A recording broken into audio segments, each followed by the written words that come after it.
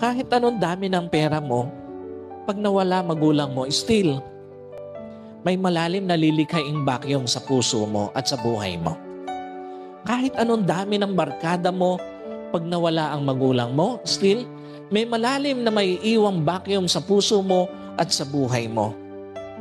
Ikalawa, tandaan niyo po, lalo na sa mga anak, mapapalitan ng pera, mapapalitan ng barkada, pero hindi ang magulang at oras na kasama ang mga magulang.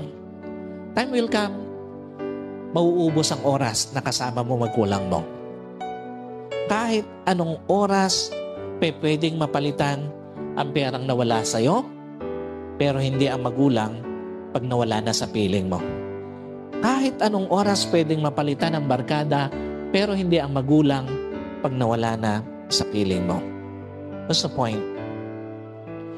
Pwedeng yung tatanggihan mo na request ng magulang mo na makasama ka, huling pagkakataon na pala na makakasama mo siya. Pwedeng yung tatanggihan mong request ng magulang mo na makausap ka, huling pagkakataon na pala na makakausap mo. At pwedeng yung tatanggihan mong request ng magulang mo na makasalo ka, huling pagkakataon na pala na makakasalo mo.